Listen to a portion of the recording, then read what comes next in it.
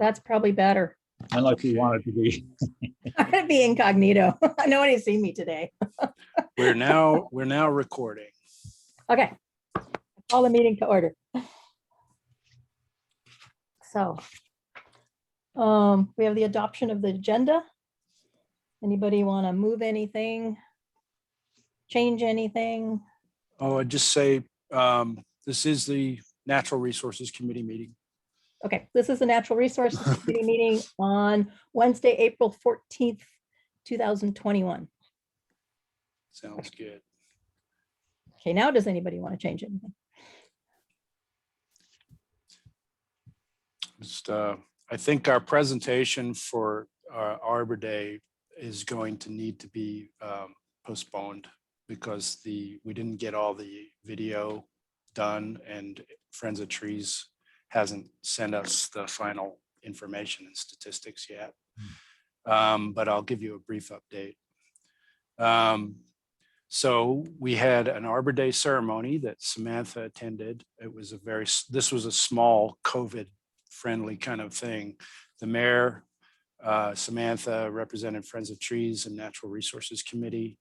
We had the executive director from Friends of Trees, and and the city manager and Laura and myself, and we planted a white oak at the community development department on Wednesday, and Thursday, after the commission meeting where they made the proclamation for Arbor Day. But then we had the neighborhood planting event with Friends of Trees on Saturday. I didn't attend, but they planted 90 trees and they were spread out in various neighborhoods throughout the city this time. So that was a big success because last year they hadn't been able to do anything. We hadn't been able to observe Arbor Day either. So I think it went very well. And what were your impressions, Samantha, just of the ceremony? Yeah. It went very well, I would say. I'm glad we were able to do it. And it seemed a great time to bring in and introduce ourselves to the new Friends of Trees director. So Friends of Trees, for those who may not be aware, is a nonprofit organization here in Oregon that has, their mission is to improve and plant and help communities maintain their urban trees in their communities. So they have been doing a lot all over Portland, but they've branched out to Eugene and Salem and also Oregon City and surrounding metro areas. So they've been doing so much for the Willamette Valley to get greener in their cities. And we're very lucky, I would say, to have them as a partner in this. And Peter Pete, you can elucidate upon that partnership, but they've been a partner with Oregon Community Trees for many years. And they've recently had a new director, and he's young, outgoing, very friendly, and outdoorsy type guy. So I think you'd all enjoy meeting him. So yeah, that was a really good opportunity to get to know him and kind of welcome him into the whole Oregon City planting initiative. So I think it went really well. A really good treat too. I think we'll be able to talk more about the program when Laura gets started. So, but first we have citizen comments this evening. So I'd like to start that. And I believe the first person that signed up to speak was William. So I'm going to unmute him. Yep. And then we'll have, let's see who we'll have next. We had 3 people signing up. And then Doug Neely is also going to speak as well. Hi, William. Hi. You can hear me? Yeah. Yeah. All right. Welcome. Thank you. Yeah, thank you. I'm just going to read the text that I submitted in the comment form. My name is William Foster. I live in Kenema, which, as you probably know, was among the harder hit neighborhoods during the recent ice storm. I was without power for 9 days, and many of my neighbors suffered damage to their homes and other personal property. Kenema has a particularly bad problem with invasive species of all kinds and ivy in particular. The majority of the tree canopy in Kenema is infested with ivy, much of it to a severe degree. Ivy weakens trees and makes them more susceptible to damage. And not surprisingly, a significant portion of the storm damaged trees were those covered in ivy. Of course, this was a severe and exceptional storm, and trees would have fallen even if ivy were not a factor.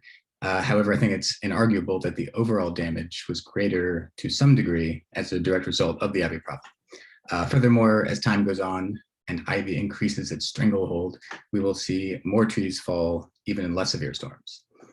The silver lining here is that with the memory of the storm fresh in people's minds, we have an opportunity to motivate property owners to take action and remove ivy on their land. Many aren't aware that ivy is so damaging, and some even see it as an attractive feature. So I propose that the city send out a mailer that succinctly and cogently explains the problems caused by ivy, with an emphasis on avoiding future property damage. I'm personally more concerned about ecological impacts of ivy, but the prospect of property damage will resonate with a greater number of people in light of the ice storm. The mailer should also offer information and resources regarding how to remove ivy, ideally without using herbicides. And if the city is able and willing, I would love to see it take stronger additional actions. For example, the city could remove ivy on city-owned property. For example, the various vacated sections of streets in Kenema. The city could offer incentives or assistance in for ivy removal. I don't know what those incentives would look like, but or the city could use code enforcement to require ivy removal in lots with severe infestations. But at a minimum, I think that just that a mailer could actually have some impact in this case. And that's all I got. Thanks. Thanks, William. We did send your comments around the various departments, and we've got some information that we can discuss as we talk about this and our second item this evening, which is a discussion about invasive weeds enforcement and our nuisance plant list and our native plant list and how we currently approach these issues. But I really do appreciate it. And I know that the Parks Department, Public Works staff also took your comments to heart. And we'll be sure that we keep this on the burner as an agenda item as we talk through this with the City Commission as well. Thanks. Thanks. Yeah, thank you. And I totally agree. Next up, Doug Neely. Thank you. Actually, I'm interested in listening to the new business discussion items, and that's the main reason I came on was item number 1. But I did have a question. It's a question only. I've heard that there's going to be a road to access a private property that goes through Park Place Park. I was wondering if this is the case and whether this body has heard about it. And if so, I'd like to look at the video of that. So Pete, maybe you can send that to me at a later point. Yeah, so I know the City Commission's going to be discussing this, and I've been on the periphery kind of seeing various emails about it. But we are going to tackle it under communications this evening. Okay, very good. Thank you. Want to stick around for that. Well, okay.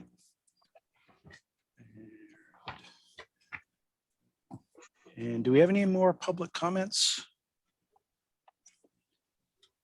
No, I think that's it. Okay. So should we move on to new business? Yes, And sure. Start with number 1, restoring the tree canopy damage from the ice storm. And I have to start by admitting that until I was on the city website today, I was looking up heritage trees and realized that I was supposed to file something saying I cut a tree down after the ice storm. But when I cut it, I didn't have any power and I didn't have any internet. So Well, I think this is a very timely discussion. I guess I need to do because, that. City Commission discussed this last night, Yeah. and Laura was there. So Laura Turway is our Community Development Director, and she's here this evening to share the points of that discussion, and I'll chime in as needed. Good morning. I hope, can you guys hear me okay? Evening. There's always sound issues when you have a Zoom, of course. I hope you have all had a lovely, or had a time to go outside and enjoy the sunshine. It's so nice out there. All right. All right. And can you guys all see the screen okay? Yes. Yeah. All right, perfect. Well, this picture starts to tell the story, but so many more trees came down around Oregon City in February, starting in February from the severe weather, which was thick layers of heavy ice with additional snow as well. I'm just going to run through a couple of pictures just to give a snapshot. Some of these pictures were taken from city staff driving around town the day or the first couple days of the incident, but it gives you a good snapshot of how much damage actually did occur around the city, as I'm sure you guys have probably experienced at your homes as well. Some of the major factors for the damage that did happen was a lot of structural deficiencies within the existing trees. I feel like I'm speaking to the choir here, but there were some trees that were perhaps not the healthiest to begin with, and that certainly all that weight didn't help. And if they were rotted on the inside, it surely showed. And then there was also a lot of trees that really hadn't been cared for over their lifetime in a way that set them up for success. So if we would have had better pruning on some of our existing urban canopy, then perhaps we would have fared a little bit better. And so we identified sort of those as the two major things that caused so much damage, and worked to identify a package to help towards rebuilding a tree canopy based off those two things. So in Oregon City, as you know, sometimes you need a approval to remove a tree and sometimes you don't. And when you do remove a tree, sometimes you need to replant a new one and sometimes you don't. If it's just a typical single family house and you're not near a stream or a slope or anything like that, you generally don't have to replant trees on your property that you remove. But if you are near any environmental overlays and you do a certain threshold of removal, or you're a commercial property, or you want to remove the street tree between the plant in the planter strip between the sidewalk and the street, then there is permitting and replacement mitigation required to make up for that tree that you removed. There's the process of approval varies widely. If you have a property and it's very steep and you want to remove a significant amount of trees, it will be challenging. You will be hiring a geotech. We will be going through studies and then going through a 4-month-long public process as well. If you want to remove a street tree, there's no fee, and we just sort of do that over the counter. So there's a large variance depending on where you are in Oregon City and the factors around the tree removal, which dictate what the remedy is as far as process or mitigation.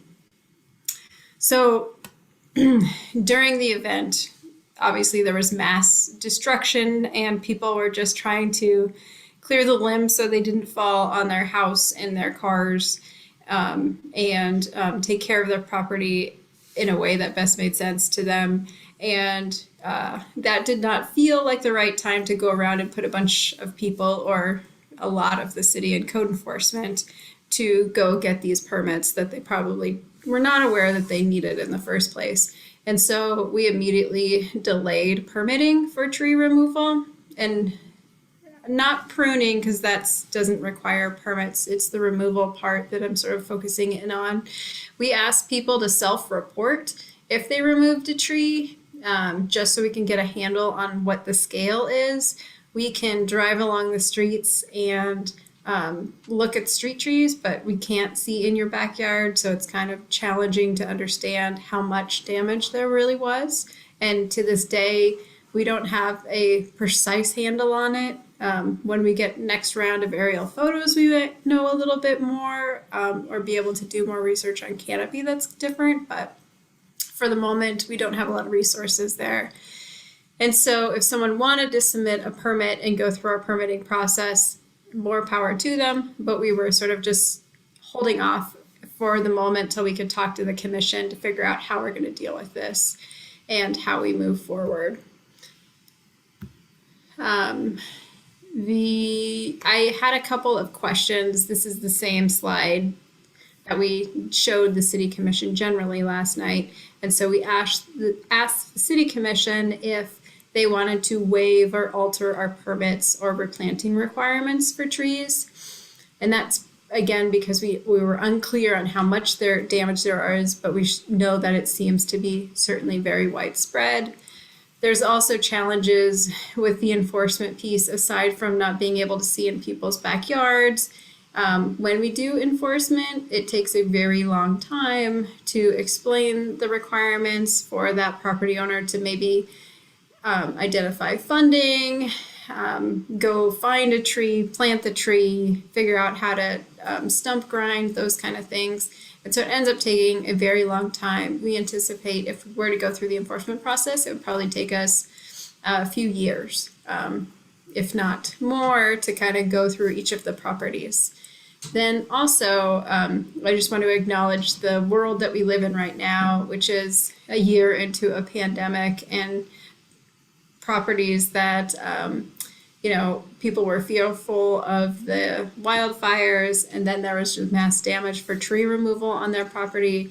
And so just one more thing was probably weighing pretty heavy on a lot of people's minds.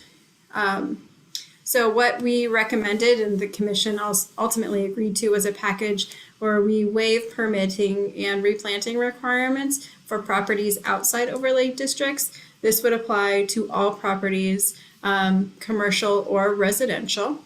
The problem is that we wanted, and we also put a timeline on it. The slide says May 31st, but the commission's direction last night was to extend that, through the end of summer or a little bit further, so people had more time, because it is challenging. If you can't do it, maybe you have to secure the tree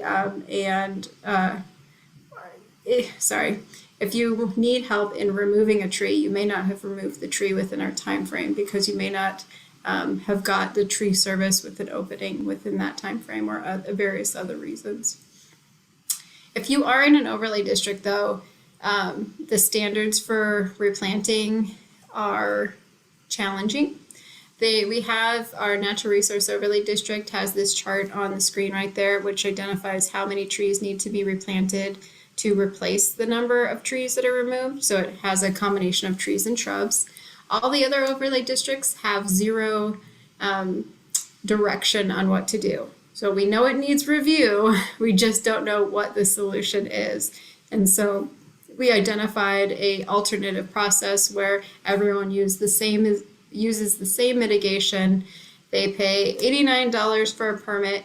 We post it online, and people can verify that they're in fact using the correct process there.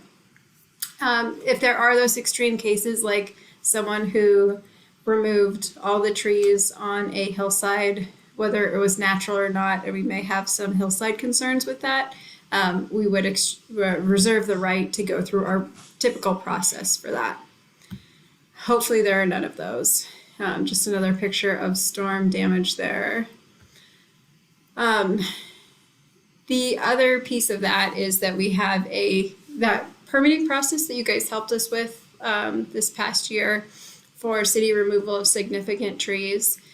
We wanted to make sure that we could do that in a group format and that we can do that with online public notice rather than going to put signs where the trees are no longer all around the city. And the commission agreed to that. And then the program is not just waiving requirements, but it's really encouraging replanting and maintenance of our existing trees. And the theory behind that is to, again, make sure that we can really care for the resources that we have in order to be more resilient next time. So we're using 200,000 of our tree mitigation funds. So that's when development occurs and they have to replant trees on site, but there is no space to replant trees on site. They'll go through this list of things to do, and at the last is to just give city money, and city has typically been using that money to pay for our relationship with Friends of Trees and those replantings every year, as well as some educational parts of those replanting. The community is probably familiar with the larger neighborhood plantings. There's also smaller teaching practices that happen in there too. So this is an updated program from what we showed the commission last night. What we believe we should do with the $200,000, which is a really fun puzzle to figure out, because we normally have the opposite problem, is really send a notice to all property owners and residences to let them know that we have resources to help them. And within that, also perhaps encouraging them to sign up for the list to tell us that they removed a tree. One of the things that we're nervous about is 3 years down the road or more, when we get a code enforcement violation and there's no tree somewhere where there is supposed to be a tree, and they say, well, I removed it in the storm. It's really not a good way for us to verify that that is true or not. And so we want to at least make sure that we create a list that we can reference back in the future. But the main purpose is to put out sort of this list of opportunities or ways that we can support the community. The main way you can see is most of the funding is going to our Friends of Trees tree planting. So we want to expand the program that we already had. You may have known someone that got a tree this past weekend, I think it was, or the weekend before. We did, I think, 90 trees or so around the community through that program. And one of the commission's direction was to focus on main corridors. So we could think of, 7th and Malala, maybe even not that main, it could be Central Point or other areas. And really, with the limited funding we have, that could make the biggest impact for the community to see healthy trees replanted in places where trees were removed or are likely not going to survive. In addition, we are doing 2 pruning workshops. And so that's really a place where it's a small tree pruning. So we want to make sure that we can do the pruning from the ground. So it's trees that are generally 6 inches in caliber or less, are about 8 years old or younger. And so it's a really nice space where we can work in places like Park Place neighborhood, where we haven't been doing a lot of tree plantings due to various reasons, such as challenging to try and find the right-of-way up there for Friends of Trees. And those pruning workshops will really help us teach the community how to prune properly. And so they can learn the whys and practice pruning on a series of trees as well. So we also get a little bit of free pruning work out of that. But really the purpose of that is to explain how to care for and maintain trees properly so that we don't get in the space where we have as much widespread damage when there are these events in the future. And then we are proposing a small tree giveaway. This is meant to help give someone a tree and they can plant it in their backyard. We're focusing the Friends of Trees planting in the right-of-way or near the right-of-way in the front yard.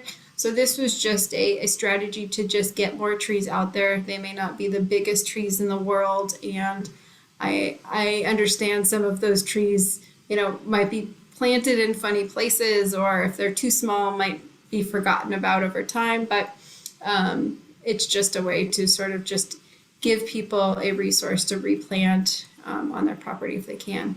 Then the next thing is probably interesting for the Natural Resource Committee because it is your tree inventory. And so this would fund $2,000 for advertising or signage or whatever we need to do, or the NRC identifies what to do with $2,000 for the tree inventory. This is that crowdsourced tree inventory, so you can really get a hold on this resource we are trying to manage. I think this event highlights the fact that we don't really have an arborist or a plan for managing trees within the city. And so we're sort of having these larger conversations. They didn't quite make this biennium within the city commission's budget, but I think they're on the top for the next one. Then the last thing is to do some funding for some stump grinding focused on the main corridors, as well as some arborist consultations and advice on the main corridors. The goal is not to chop every tree that we can, but to really learn how to care for those trees that we have and see if there's ways that we can preserve them and save them. So a lot of that will focus on ways that we can try and save our trees. Let's see. This was just a picture. Should be a familiar face in there, or actually two, from our tree planting. But sort of the next steps from the commission was for us to go out, take their general direction, finalize a program, and then implement that program. So if there is not enough money being spent in one category, we can move it around or just kind of feel out where the community needs more resources within that those areas that we identified and move forward in supporting them. I think implementation of this is going to take a long time. We still really do not have a handle on how much damage occurred. I don't know that we will ever really have a handle until we get data in the next couple of years. But I am happy that NRC had already been talking about the program to identify the trees within Oregon City. We can start to manage our resources more appropriately in the future. But so good news is it got funded in the next biennium, so which is July. I don't know that we'd get it done before July anyway. So you guys can start to think about how you can spend the money to best let people know how to do those. And then we obviously have a wonderful communications coordinator, Kristen Brown, who does all the social media things and outlets, media releases and things like that. So I think she'll be a good friend to the NRC this next year. With that, any questions or anything like that? Am I on to the good start, Sam? Wonderful presentation. Thank you so much, Laura, for presenting. Excellent content to go over. I agree that there's a lot of work to do, and more so. So it's definitely not a concern about having enough work to do. But I want to go back to the slide, if you can, about the allocation and just provide some input about possible, shifts. One recommendation is the idea about a small tree giveaway. Mm-hmm. It's always a popular idea, but it often does not turn out well for the trees. There's a saying, a free tree is a dead tree. Oh. So you have to be very careful with how you support the community in getting them trees. Often they aren't planted in the right spot. So that creates an opportunity for that tree to not survive long anyway. Or if you give them a tree, they kind of sit in someone's driveway and never go anywhere. So it just dies. So it's a wonderful idea, but most of the time, the investment that goes into those tree giveaways is not returned in a healthy, vibrant tree that lives and has a life. So I would recommend considering how you do the giveaway. Like if you have a nursery that we're partnering with, that you reimburse the nursery. So someone actually has to go to the nursery and there's a list of trees that are recommended for certain spots and how to plant and how to care for the tree, so that the person who wants the tree, has to have some effort involved in the tree selection and care for it. So that way it's not just another dead free tree. So just a little thought. And that way the investment in that tree giveaway is has more opportunity, more longevity for that tree and for the program as a whole.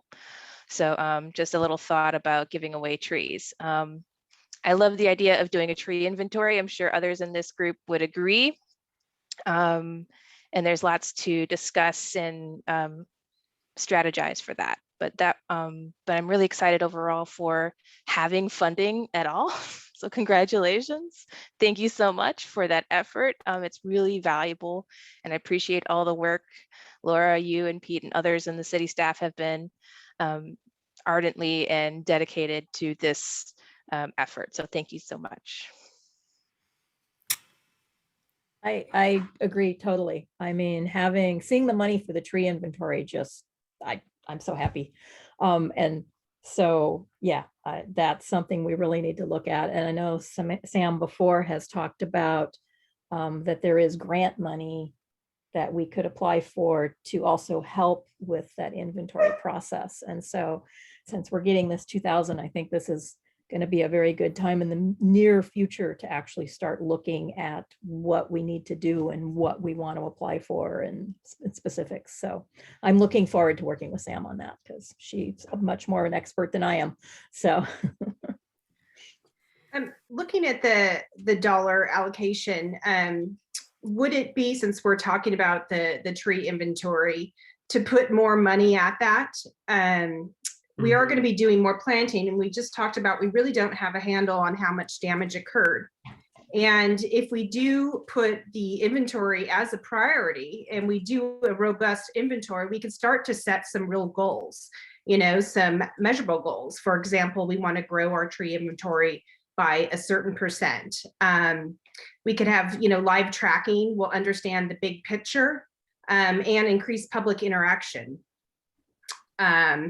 It's just, I'm wondering if, we're going to be planting all of these new trees, but we haven't started from the ground up of taking an inventory of what we currently do have and protecting what we do have as well too. I know we touched on the ivy, William did. But it seems to me, is there a way where this might be an opportunity to where we could really dive in and get started right away with a good, robust tree inventory program? Yeah. I like that comment. And, I was curious during the event how mortality, which trees broke and which didn't by species. And, there definitely seem to be patterns of, more oaks and, very few conifers, and so there's susceptibility. And of course, trees that are stressed, we won't know what their health was prior to them being removed now. But a little bit of that can be gained from looking at air photos and kind of getting a sense of what was there. So the inventory process hopefully could include some data resources like that. Or the city is planning to do that anyhow, I don't know. But yeah, I think there was even just to increase the diversity of our tree population and just to understand what we have. So, right now we're gonna plant these 415 trees, but how do we really understand where they should go and the diversity and what trees to plant without having a current inventory? It seems like we're I'm all for planting trees, but we might be creating some more work for us if we put that as a priority over the inventory. Yeah, that's the one thing I really do love about our partnership with Friends of Trees, because they use the street tree list that we have, but they also have been planting in Oregon City for 7 years now, and have such good connections to get the right tree in the right spot planted correctly, and do it appropriately with locates, but also, physically this species, there's a certain species that does terrible in McLaughlin, but does really well in other places in the city. Like, even to that level of of fineness, Friends of Trees is really able to be there, and then also do the maintenance, check on it a year later and make sure it's doing well too. So that part of the strategy was they could make sure that the replanting is correct, the right spot, the right tree planted correctly. And then also there's a staff capacity issue that helps with too. But I'm curious, so this proposal right now, the commission gave staff leeway to sort of implement it, I think, with these general categories, but we can change them should we need to. I'm hearing that the tree giveaway, we don't want to just sort of spend $37.50 to not actually do anything with it. If we were to reallocate that, does that make sense? Or does it make sense to work more closer with the nurseries, which was what we were kind of thinking, but then also the tree could be planted in the wrong spot, or maybe not appropriate in the first place. Even though it would be on our list of appropriate trees, it might not be planted in the right spot. So should we reallocate the $37.50? The tree inventory that we were moving forward with was the sort of the open source one, where we create the program and get the public to self inventory. So we could use that as incentives for people, or we could just put it more towards more Friends of Trees planting. What does the NRC think makes most sense? If the $37.50 for the small tree giveaway is not a great idea, could we do something better? So my suggestion is, it's not a bad idea. It just means it might need more hand holding to do, which you might not want to do.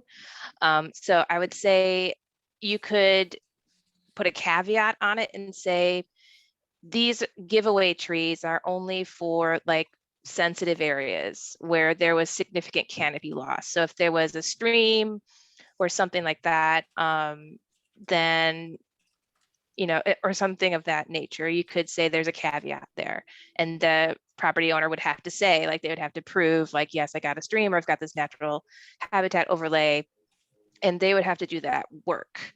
But they would still have to interact with a staff to get the tree. And then, or you could allocate it to Friends of Trees, and they would do that extra work of, right tree, right place, and, right time, because time of year is really important for planting trees too, so that they aren't just getting a tree and then it hangs out all summer and dies. So making sure that the timing is all worked out well. Unfortunately, there's a temporal aspect too. So it's not a bad idea. It just takes a little bit more work, which you may or may not be prepared to do. So I would say either reduce it and have some caveats attached to it, or reallocate it to some of the other categories, because I think the categories are good. I can't think of anything else, honestly. So that's my recommendation. I hope, does that answer your question? Yep. Okay. And I have a comment, mostly in support of what Samantha just said. I love the idea of, just kind of trimming down the small tree giveaway, and ensuring that we're putting the trees into, we're giving them to motivated people that know what they're doing, and with a certain expectation on top of it. But as far as giving more money to the Friends of Trees, just in my personal experience as a property owner, I know that they are stretched to capacity this season for multiple reasons. First, you can't get in touch with them because they don't have representatives in the field because of COVID restrictions. That and there's just a very high demand. I know that I requested a street tree evaluation, and they came before the ice storm, of course. Before I lost 2 trees, on my sidewalk, so they have it on their books that, I don't have room for any more trees. So perhaps if we could give them a little boost in their fall planting, that would be great, because it seems like they need it. And I had an additional comment. As far as finding resources for some of these items, I'm wondering if we have engaged PGE at all. Because I know for a fact that they will do pruning where it is in their best interest. And I'm not sure that everybody is aware of that. It's sort of a situation where they kind of have to self-report. And then PGE will send out their tree crews. So I'm curious if everybody's opinion, it would be overstepping, our privilege to include that information, say, on the mailing that we send out. Contact PGE. Yeah.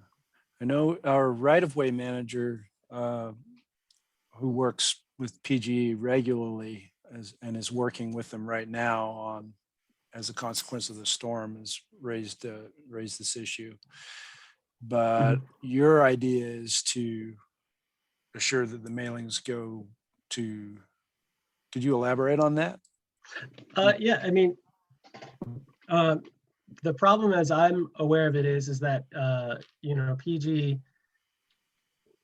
they will provide that service, but upon request, and only when their field surveyors actually find an issue. But it's not something that most of the customers are aware of. So it's just a matter of public education, making them aware of that service. So would the mailers be a good opportunity for that? Great idea. Mm-hmm. We'll touch base with them and make sure that they're ready for what we're going to send them. Yeah, because I know they're strapped too, and I just don't want to drop a big problem in their lap and overstep.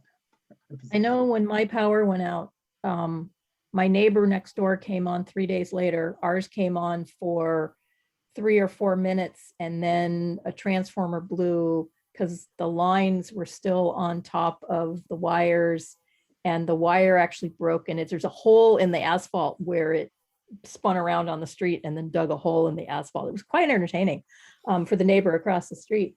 But there were 2 huge red oaks in front of the house, and they are huge, and they lost a lot of branches, and a lot of the branches are still just hanging there. I mean, when the crews finally came 9 days later, because I also was without power for 9 days, when they finally came, they cut back the limbs by the trees, but there's still limbs above the trees. And it seemed like they were red oaks, and it seemed like the red oaks, and then there were some maples that, like, I had one that was damaged, but my neighbor up above had 3 of them, one of which mostly ended up on his car. And one of those trees is just going to have to, what's left of it probably is going to have to come down. But like the red oaks in front of that house, if PGE had, if the guy had known that he could call PGE and have him come prune those the branches that were by the wires and right above the wires and intermingled with the wires, he probably would have done that. And I know PGE regularly does that, because I've gotten notices saying, you need to do something with the trees, we're coming by. And so I always go out and prune my trees down. So I don't want PGE pruning my trees, but, and I don't have any trees that tall under the lines, and now they're much shorter thanks to the ice storm. But I'm sure people would take advantage of getting some of the branches pruned away from the lines, especially now after not having had power for so long. So I think that's an opportunity if PGE is willing to go along with it. And I recognize that they're strapped too. Yeah. And actually that reminds me of another issue with that, is this whole idea of safety. I mean, I personally witnessed my neighbor with a beautiful 80-foot tall tulip tree try to bring down a branch that was suspended about 50 feet in the air, you know, with a DIY approach, with the rope wrapped around the branch and just tugging at it. Yeah, people need to know that, you know, there's a proper way of going about this. And I'm sure PG would rather intervene on that situation than have to deal with the aftermath.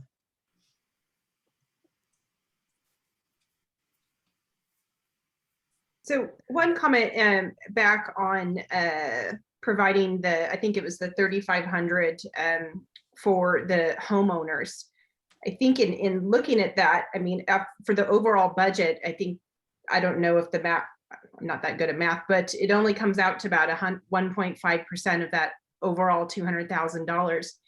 And looking at the statistics, this was from kind of a 3-day event. I went with the Arbor Day Foundation with Tree City USA. They had a general comment that 70% of trees and most of our canopy and our available plantable area is on private property. And I guess I want to believe that there are you know, some good homeowners out there that will do their due diligence and get these trees planted. And it does break my heart too, Sam, you know, when you go by a house and you see somebody bought a tree and they still haven't planted it and you see it withering and dying away. But I think I feel that that amount is key to pass out. Also, does it make a difference on the success of the planting? I know I had also sat in on one presentation with a city that was giving out trees to private citizens, and they were doing bare root trees versus trees in pots from nurseries, because they said that they had a higher success rate, survivor rate of being planted, and they could buy them at bulk at a better price. So I don't know if that would make a difference to where, I know I want to support local by all means, but if we go somewhere in our region where we can source out a lot of bare root trees and have planting instructions, and you know, with that, how to prune as well too, in passing out those trees, and give private citizens the benefits of the doubt that, you know, please take care of this tree. It's a really good comment. I know that the parks managers recommended bare root stock for certain applications and things like that. Friends of Trees, I think we'd need to ask Friends of Trees if they can accommodate that. And then our street tree standard is currently, it has to be 1.5 centimeter or inches in caliper when it's planted, but I know that we're allowing people to replant in the yards as well. So I think there's options. So. Other thing I forgot to mention is if there's a scenario where we can't spend all that money, we would use the Friends of Tree money or sort of some of those mitigation monies that come in for the trees that can't get planted in overlay districts because there's not enough physical space, to go towards parks or public property to help do replantings there. So just to sort of supplement. Yeah, so I agree with Carrie and Pete about bare root planting. They tend to be less expensive to purchase in bulk. And I've heard that they establish well, but it's going to be really tough. Everybody else is looking for trees this season and upcoming season. So, and nurseries cannot keep up with that kind of demand. So I would say if we prioritize the list, tree plantings are very popular and great. It's going to be tough to accommodate the demand in the next couple of years while we're waiting for more trees to come up to planting growth. We just can't plant them, even if we want them or afford them. So, so I would say tree giveaways, always a popular idea, and to varying levels of success.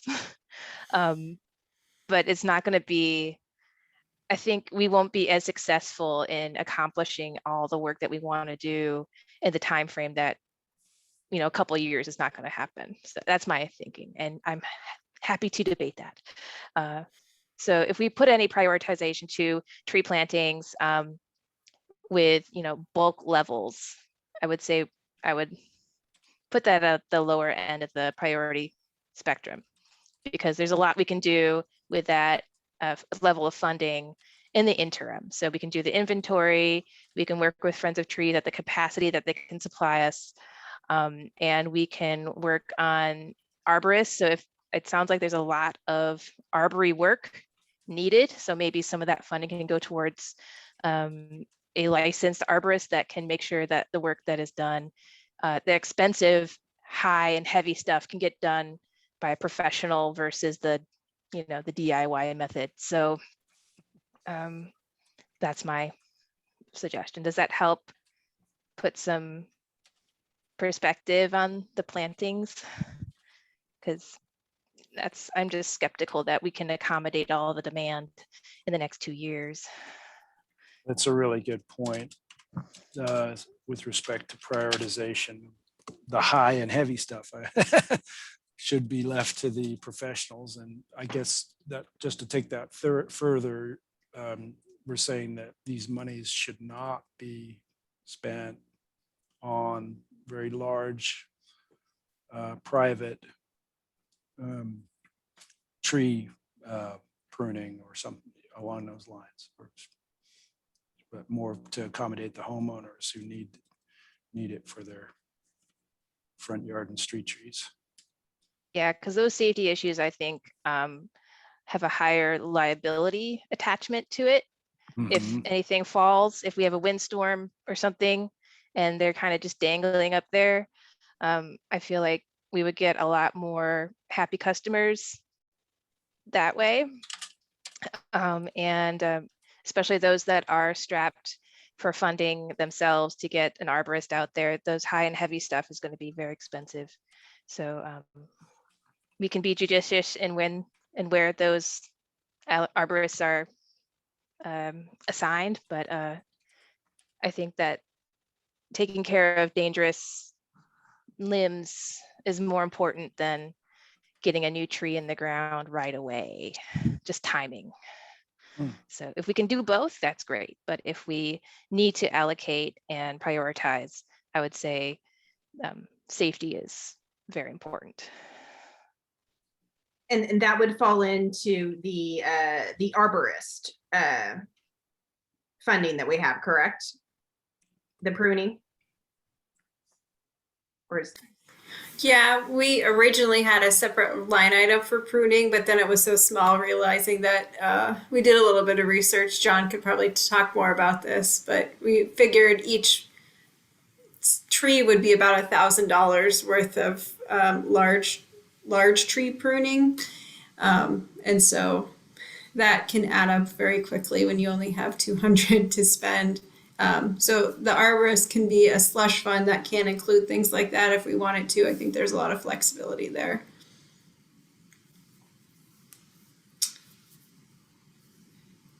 John, is that your hand raised? Thank you, Laura.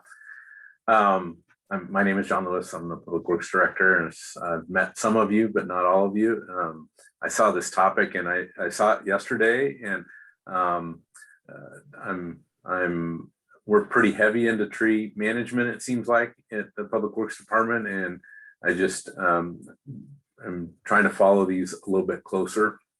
And I agree, putting all this effort into a plan is a good way to start. And Laura, thanks for pulling all that together for us, because I think it matters.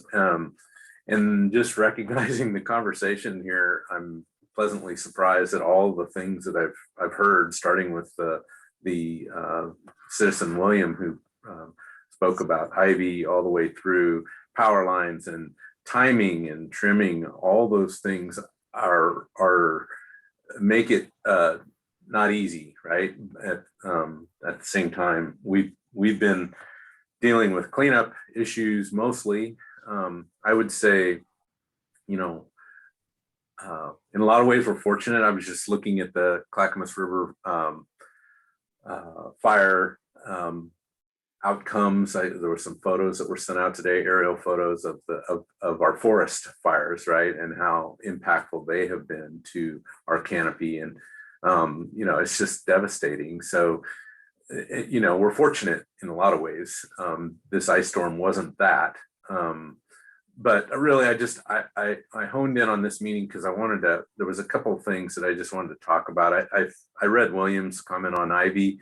I 100% agree with that. We've got really a pretty fabulous tree canopy in place right now, and there's not a line item on there. And I don't know if the some of the things that William recommended, letter that it's always good to educate the public and ask the public, and there's always more we can do with our unimproved rights of ways as a city. But we just, we don't have resources necessarily to do those things. But things like public education and, if the NRC or other groups, can put together ivy pulling or things like that. I think the McLaughlin neighborhood has been super effective at that in a couple of key areas. But, it's just work that never ends. So it's kind of daunting. And I just recognize that. But I see value there because, I drive by Canema every day on my way home.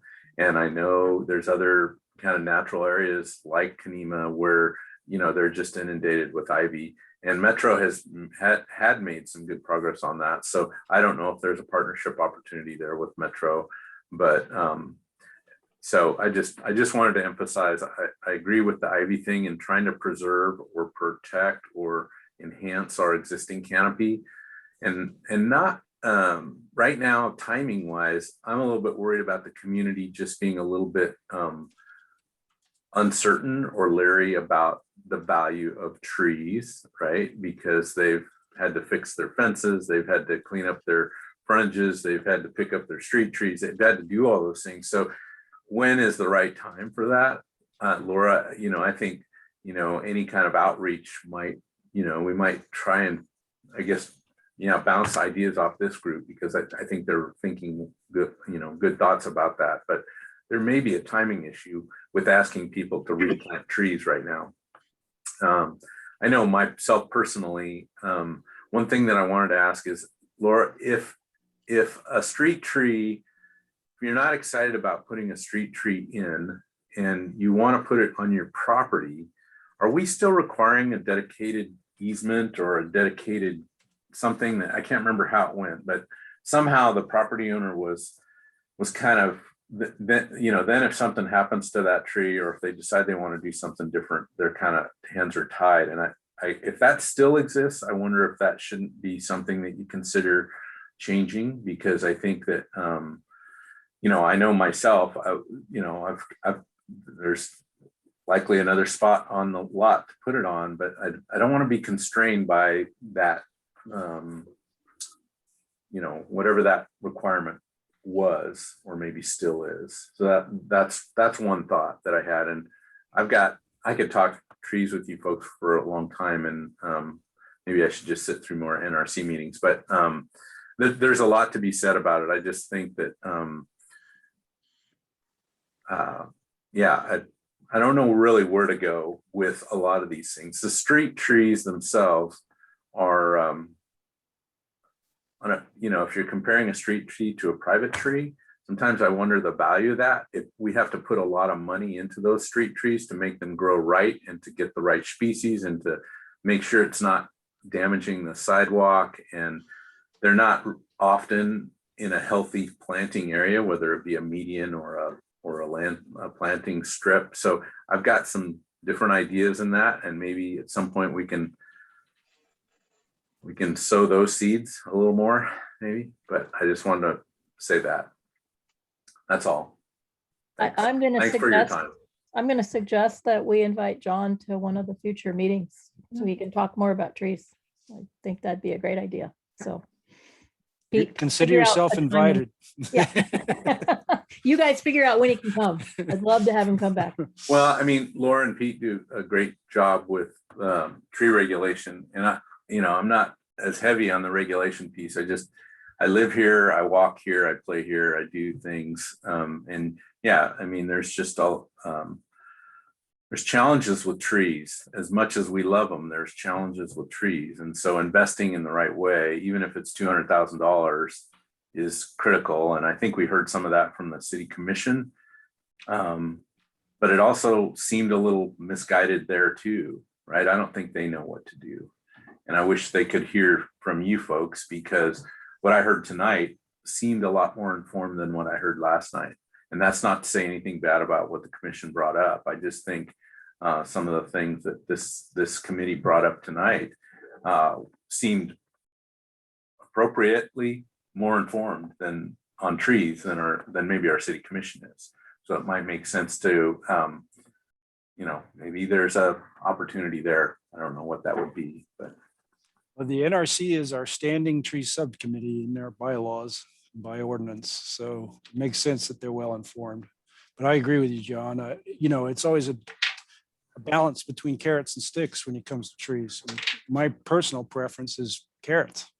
I don't like regulations when it comes to this sort of thing, but we have to, have some minimum amount of regulation, but I sometimes feel like when we're, forcing somebody to record a restrictive covenant on private property to ensure that we can enforce the tree code on private property, sometimes you're like, why am I doing this? They don't want to do it.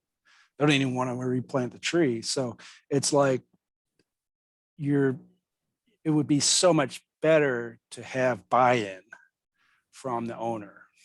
And the way that the vast majority of our regulations are working, that's not happening. Personally, that's what I think.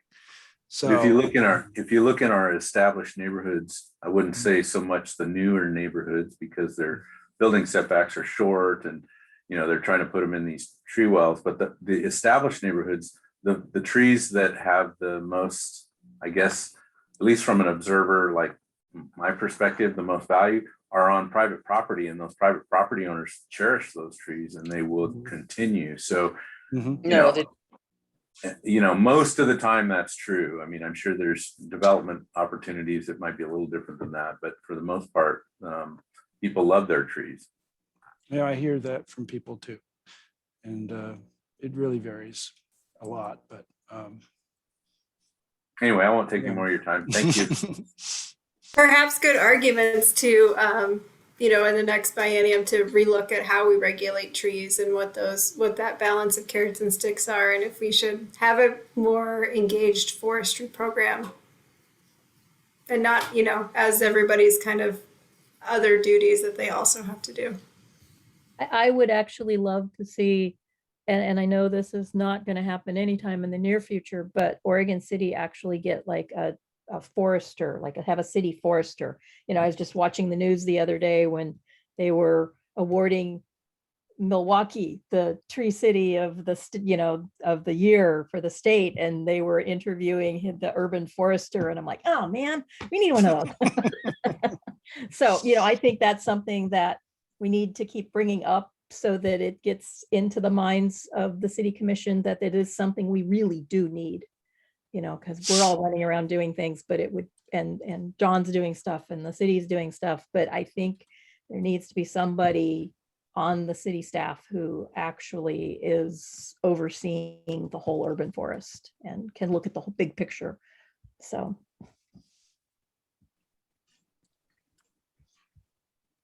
So was there a general consensus about reallocating that money, at least in the short term, towards the inventory? And that's what I was hearing, rather than a free tree giveaway. But what did people think about Sam's idea? That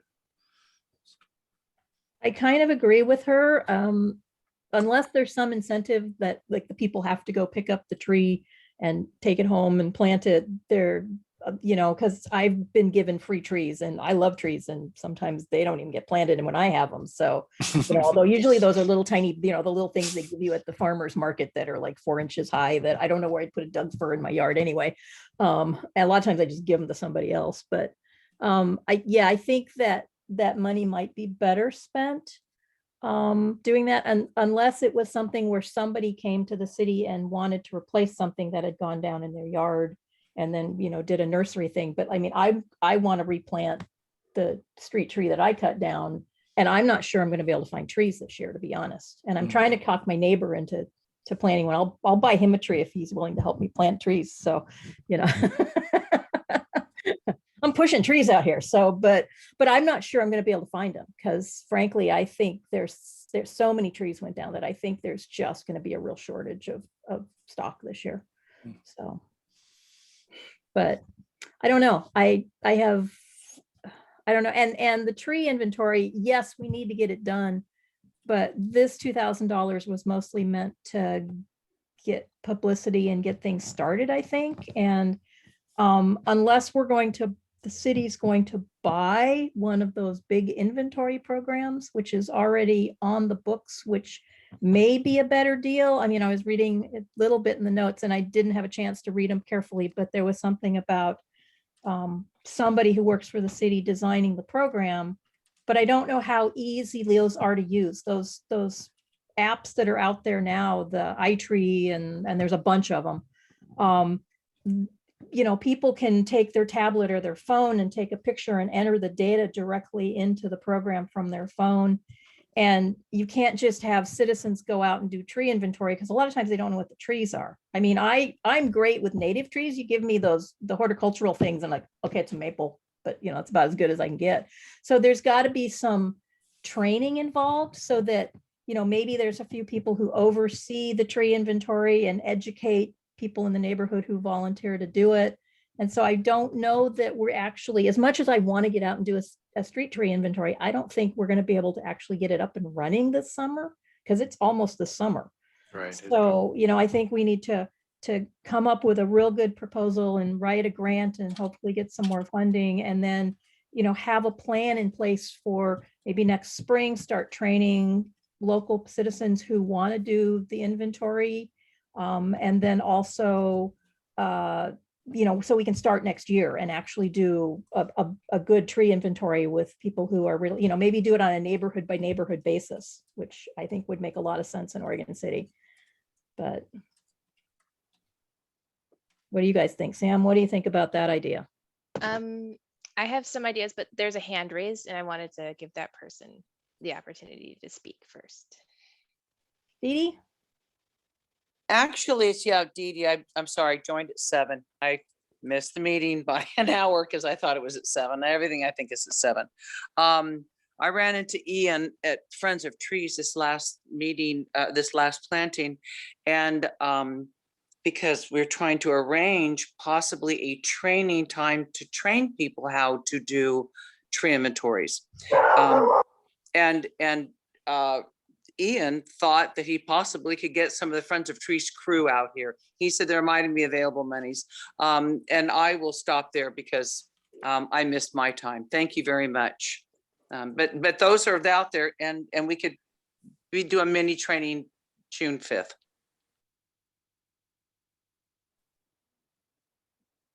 Okay, sounds good. I had to put my dog started barking. So I think it would be a great year to do a pilot and see where our strengths are, what we need, what we want to do, and then kind of lay it all out. Because if you want a successful inventory, you got to plan ahead of time. So that's my thinking. So I think it's a great time to do that. It would take some staff time so that we are on the same page, and that we're on the same page with any sort of inventory collection method. If we go through the ODF method that they have available, their 3-year pilot program, I think, expires this year. I would have to double check with them. But they, after adopting their program, basically like what you described, Nancy, with the tablet and having it all available to do the data collection electronically, you would have to then kind of have a subscription with ODF to keep adding to that inventory. But they would basically house the data, which is another whole Right. ball of wax. I don't want to Right. go down this road right now, but Right. yes, it does take planning. We do need training, and we do need a level of investment to make sure that we are engaging the city staff and as well as the commission and as well as the citizenry, so that we're all on the same page and that we have the most successful inventory we can do. So planning is going to be a great year this year.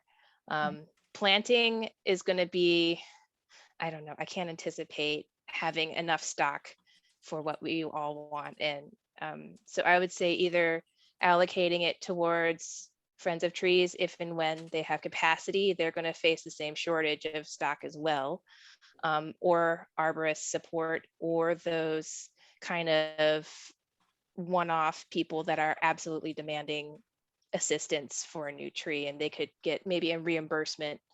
So if we shorten that free giveaway to a nursery pickup or some sort of that nature, if you feel like that is definitely going to be a request, then we can accommodate it, but not at the, I don't know if we need that amount allocated to that.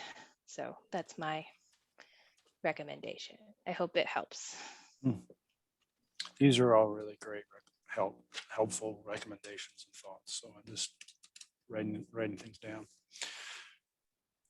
In that mailer that we talked about doing to all the citizens, is it possible to put in there William's suggestion on talking about invasive species? Or the value of a tree. How do we inspire, I guess, people to to value trees, I guess? How do we, can we, if with, I guess this, mailing to all the citizens, we're going to let them know about, that's mostly about the permitting process, correct? It's to let them know the options of to work with Friends of Trees or to get an arborist. Also, maybe I think we have to be very deliberate on our wording because we want it to sound like a celebratory thing. It's feeling like maybe we should do some drafts and we'll work on good drafts and then probably swing them by NRC just to get some input to make sure that it's really great and sounding positive and has all the resources that we can sort of fit on there. Sounds good. All right. So this will be tabled and continued at the next meeting. Sounds like. Move on to invasive weeds. Sure. I'd like to add a couple of weeds to that list that are gone. Good. Big one being Italian arum, which the state of Washington has just banned from people being able to sell it. And that's just taking over horribly now. And then there's shiny leaf geranium, another one of those, it's like Herb Robert. But I think it carpets everything once it gets a hold, and very rapidly carpets everything. So it's one of the new up and coming ones. That's the sound my phone makes. Crickets. Okay, so first, street trees. I'm just going to talk and then you guys can interject. The street tree list was last updated in 2013. At the time, the Natural Resources Committee had a certified arborist, Eric Carr, on the committee, and he works with Clackamas County now. Anyways, he's doing that. We also, and I remember comments from the committee at that time was like, well, we really ought to be thinking about what trees should be on the list in the future because of climate change and this, that, and the other thing. And how do we know we're going to want planter strips in the streets in the future? And aren't we always worried about stormwater as well? And do these trees work in stormwater swales and that kind of thing? And so we adopted a street tree list that was based on planter strip width, similar to the previous one. And it had many, many more choices. for the various widths, but I can say that Friends of Trees uses different species, and we will accept an arborist recommendation for a tree if it's not on that list. And we'll accept a tree off of any city's tree list in the metro area. And that's actually codified that we can do that. So we do have flexibility, but I think the point behind these lists is that they're locally adopted.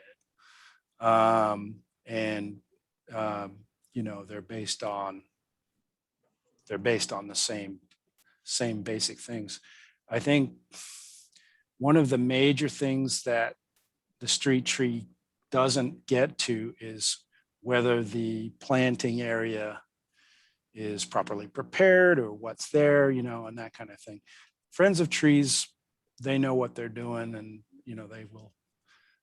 I don't think that's a problem, but I think it's just the average replacement that's happening, and we're not always ensuring success when the trees are replanted. The street tree list is referenced in several places in the code. Obviously, it's referenced in the public tree code, which is chapter 12.08, but it's also referenced in our parking lot code, which requires that trees be selected for planting in parking lots from the street tree list. And it's referenced as a recommended list to be based for replacement as well. So that's kind of the street tree list. What things were you guys thinking as far as updating it? One of my big concerns is when I look at it, there's virtually nothing that's native. There's vine maple, which to me is more of a shrub. There's serviceberry, which to me is more of a shrub. I mean, I know they can be trained into trees, but they're naturally shrubby like things. And until you get to the really big trees, you don't start seeing anything native. And I know there are native trees that are smaller that just don't seem to be on that list. And so I would really like to see more native trees. And I wasn't thinking of this earlier, but given the trees that got most damage in the ice storm, I would say that it'd be good to not maybe put those back up. We're going to get a lot more ice storms in the future. And they seem to be the ones that grow really rapidly. The red oaks in my neighborhood lost limbs all over the place. The white oaks fared pretty well. Because they're slower growing. The maples that broke, because the ones mine, I don't know what kind of a species it is. It was something the county planted about 25, 30 years ago. It was a county planting program where you signed up and they planted trees for you.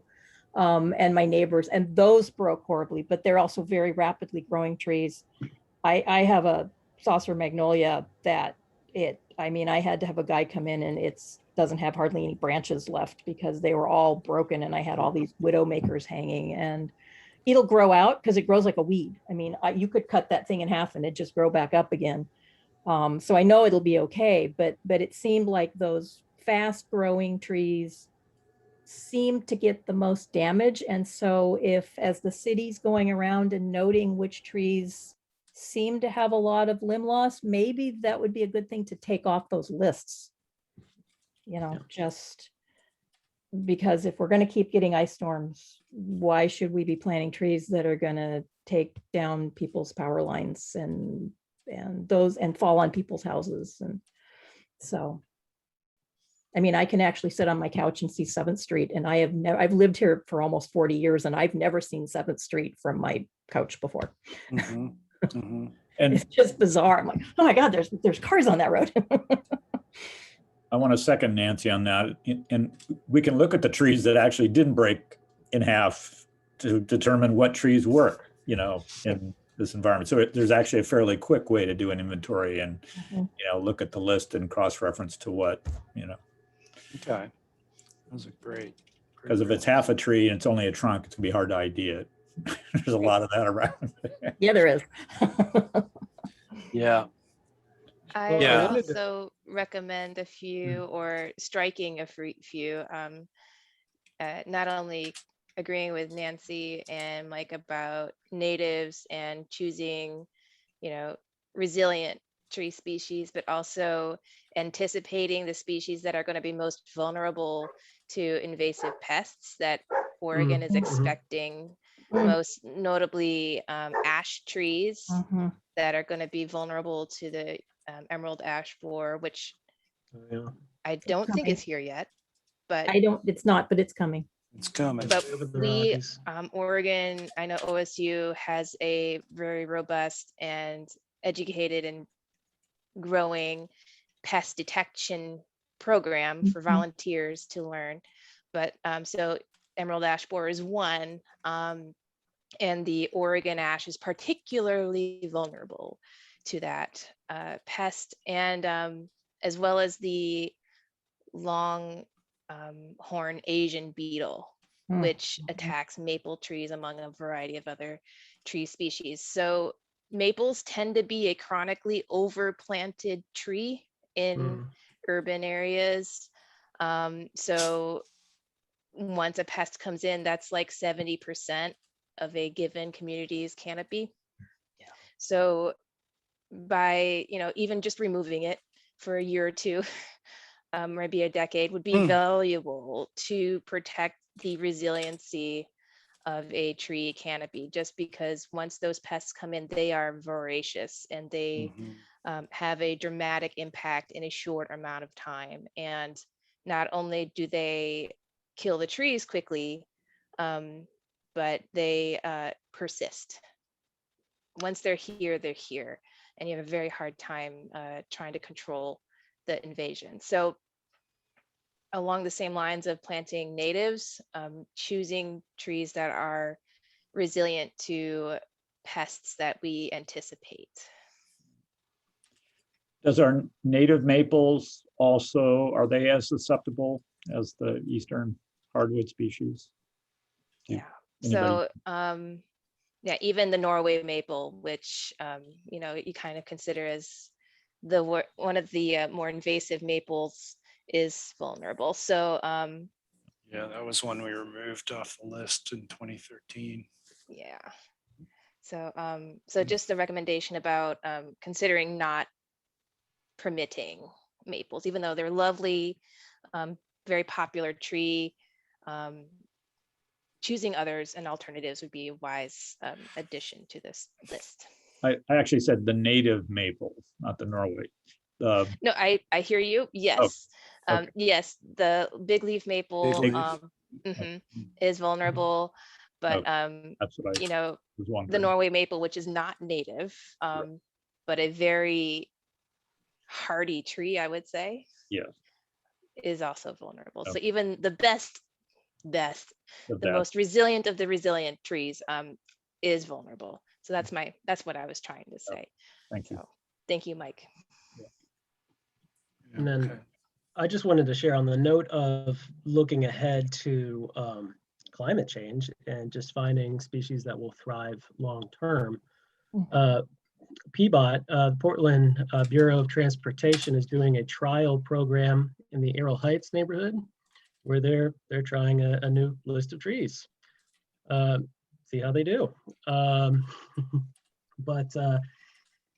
now I'm kind of second guessing it because they all tend to be broadleaf evergreens, which I'd imagine would all be susceptible to ice storm damage the most. Like magnolias and. How did magnolias fare? I mean, my camellias, which I mean, they're only shrubs, but they're like 20 feet high, and I had one branch break off in it. So they did better than, Some of the the trees that weak-wood. didn't have my saucer magnolia, which had flower buds, but it was horrible. Mine went flat. Well, I know there's a lot of Right back hardwoods up. on the list. That's really interesting. It'd be interesting to also consider trees that do well with air pollution, because that's going to go up with climate change. So I think ginkgos are on the list, and for whatever reason, ginkgos may be ancient trees, but they tolerate air pollution better than a lot of other trees. So, so I think we should also take into consideration climate change and air pollution in terms of projecting. Maybe we should put a few trees on so that if things do dramatically change, pollution even gets worse, then we've got some buffers for the future. Mhm. That was a good suggestion, Chris. Yeah.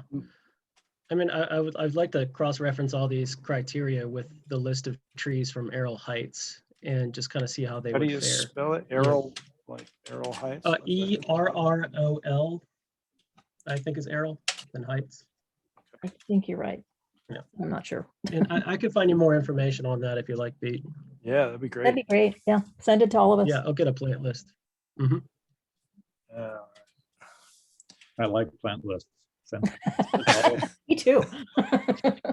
Can I make a We all like to personal geek out. request that we never plant Carolary pear again? Calorie pear, oh my goodness. Missouri is having trouble with Bradford pear. The state is now actually paying people to cut them down, and they'll pay them to put different trees up. They literally are so invasive, they're taking over the whole state. And one of my friends, I grew up in Missouri, so one of my friends recently on Facebook posted these pictures of the Bradford pears blooming, and I'm going, no. Everybody's going, oh, they're so pretty. What are they? I want to plant one. No.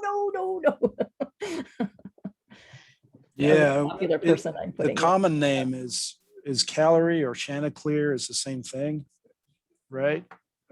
Boy, they were ubiquitous in a lot of the subdivisions. In Yeah. the 80s and 90s, along with sunset red maples and ash, that one ash, Raywood ash. But yeah, all of those trees, it's even if they were well chosen at the time, this is the other point, is that they have a lifespan because of where they're planted, and our planter strips are not the most accommodating places. I've heard it said they have a lifespan of 20 years on the outside, which is something to think about. By the time On you're- that note, I imagine this would be kind of a hard thing to enforce. But yeah, you said that there was just a time when they were ubiquitous. Planning density, making sure that we don't have monocultures of certain kinds of trees on the streets, that's very important to resiliency. Because if there's one blight condition that comes in, they're all gone overnight. Is there any way that we could write that in the street code that you can't have, that you just need to introduce some sort of diversity? that. Yeah, right now there's no requirement to plant the same things, Yeah. But yeah, I think you're talking about the opposite, which is requiring a diversity. So, Yeah. But if we work with Friends of Trees so that they have their own policies to, try to mix it up down particular zones or neighborhoods, that would go a ways toward doing it without changing a regulation. John has his hand waving. Oh, he's waving goodbye. Okay, Oh, I thought he was going to say something. I thought he was too. I thought I wasn't do that. unmuted. All right. Any other thoughts on street trees, or should we move on to the other lists? Yeah, the invasive species, yeah. Okay. So both the invasive list or nuisance list and the native list were adopted by resolution, one after the other on the same time, I think, which was in September of 1999. And there was a whole bunch of ordinances passed in 1999, including the very first Water Resource Overlay District, which was the precursor to the Natural Resources Overlay District. And so Oregon City was required to show compliance with statewide planning goal 5. And these lists were adopted as part of our goal 5 compliance. And so that's where they first started. I'm not sure if we had stuff before, we may have done, but the official lists were adopted then. So, and now reading the ordinances, I didn't know this, but at the time they were based off of the Metro lists that were in effect at the time and just copied them, apparently. So that was then, this is now. We didn't have a Natural Resources Committee at the time, so we were relying on the recommendations coming out of Metro. And when you, let me pull up, I'll share my screen so you can see it. So you can see as when it adopted. And then when you go to the list, it was organized by habitat type across the top: wetland, riparian, forest, oak woods, slope, thicket, grass, and rocky. And then the first page is trees and arborescent shrubs. And then you get into shrubs, and then ground covers. And then we have not updated this since. What we have done is expand the definitions for nuisance plants to make reference to any regionally accepted plant list. And so that's a short-term fix, if you will, if your goal is to adopt a local list. But you mentioned a couple of species that you were. Well, these are the good plants. Oh, whoops. We're gonna look at the evil plants. Yeah, let's look at the evil plants. Sorry. I thought it was funny that Norway maple's at the top of the list. Yes, it is. Plant Okay. list. I'm like, yes. Sorry. What a space cadet. All right, let's move. over It's to, okay. no, I can't find my cursor. Right. Is that right? Yeah, that's it. Okay. We definitely need to add the aloe, or not the aloe, the arum, Italian arum, which is Arum italicum or something like that. That thing is horrible. And shiny leaf geranium, which is one of the new up and coming invasives. Yeah, Is teasel on the list already? I thought it was. That's a pansy is on there. Teasel. I wasn't sure. That one's a tough one, and it's particularly bad in ag areas as well. I don't see it. Yeah. So teasel's one, and that one has that one's got a long taproot. That one's a tough one. So one thing that we could do is just compare this list to the current Portland plant list. And just see I was where going to we're say falling short. privet too, because privet is now Privet? coming up in, and I don't remember the Oh, you mean name. like a privet hedge? Yeah, for whatever reason, it's coming up everywhere. The natural area in Cozine Creek that we're restoring, there's several thickets of privet, and I keep finding it in my yard, seedlings of it's like, is holly on this list? Holly, ivy, arum, and privet come up all over my yard because the birds give me offerings. Yep. I see holly on there. Is holly on there? Okay, I didn't look for it very. Yeah. Okay. Also, ranunculus is that on there? That I forget the common name, but it spreads Creeping by buttercup. tiny. Yes. Creeping buttercup. My yard is, that's mostly what my yard is, because I can't get rid of it though. I mean, if I get rid of, I keep pulling it out, but I'm at the point now where if I pull it all out, I don't think I'll have a yard. But I think you can actually buy it. Like, yeah, that's true. Yeah. so if, Oh, of course, you can still buy Vinca major and Vinca minor, and yeah, I had a neighbor that did a whole bunch of that too. yeah, I've got it because my neighbor up on the corner had a bunch, and now it's come into my yard, and I spend my life pulling it up. But all right.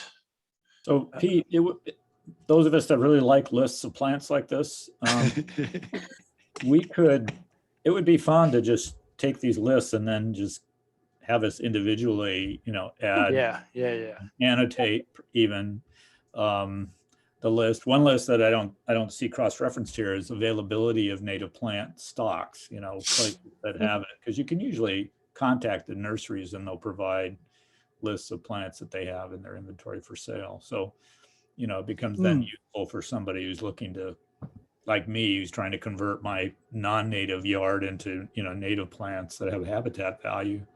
So I think Laurel's on the list. Somebody put the Portuguese laurel or English laurel. English Yeah, laurel. Yeah, that's Pinus on the list. I saw lauriciosus. that. Yeah, so that one's up there. Yep. Mhm. I've But been I, seeing. personally, I use iNaturalist on most of my walks through the parks, and I'm noting everything that flowers, which are mostly non-natives. And so I have a list, and I'm not, I haven't seen this list cross-reference it, but Okay. maybe things that are starting to show up that aren't on the list, Yeah. like that have Also, already been mentioned here. So I have a question about cherry laurel too.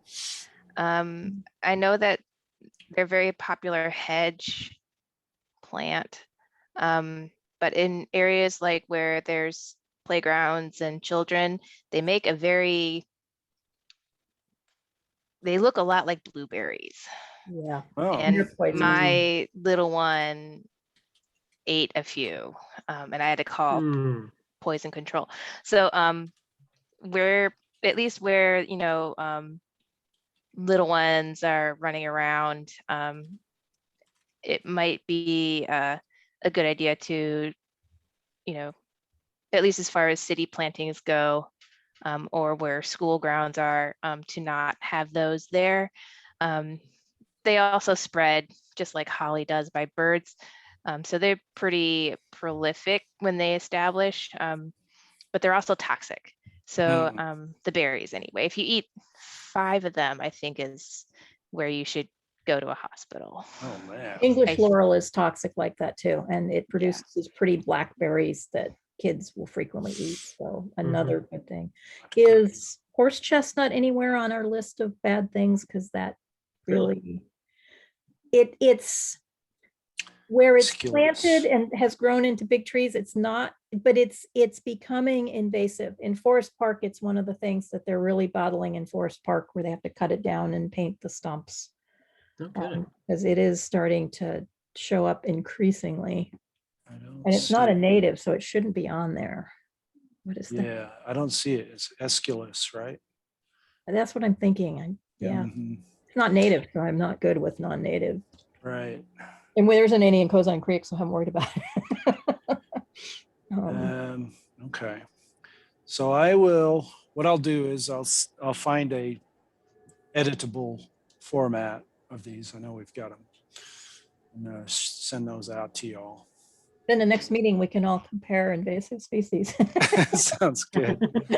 And then, sorry, go ahead. You're saying? Oh, no, I was just issuing a challenge. Who can find more? I can just walk around my yard, probably. I know, I like that kind of a challenge, Chris. Yeah, me too. Well, then it's on. If we really get rolling on this, we could maybe even share a doc and then add to it. I mean, oh yeah, make a Google Doc. Yeah, that's a great idea. Yeah. Okay, let's do it like that. Good idea. So while we're on the subject of nuisance plants, we wanted to talk a little bit about enforcement and the current mechanism of enforcement, which is the same mechanism of enforcement we use for any aspect of the code. And I briefly mentioned that. Did anybody have any questions before I share my screen? Let's do that. So where am I? So right now, the code chapter that we have that deals with weeds is in the nuisance code. It's not in the zoning code. I don't know that it's not important where it resides in the code, but it is important that it be up to date, in my opinion. What it says today is removal is required. The owner or person in charge of any real property shall cut and remove and keep cut and remove therefrom all noxious vegetation, blah, blah, blah, blah, blah. And then it mentions a few common plants by name and talks about berry vines. And this is a very old code section. But we do have a up-to-date portal for code enforcement. So if you and we do get complaints about weeds through that portal. So hopefully this will, did the screen change for you just then? Yes. Okay, good. So this is, there's also an app that you can download here called My OC for Apple and My OC for Android. But in order to lodge a request for code enforcement, you first have to pick a topic area.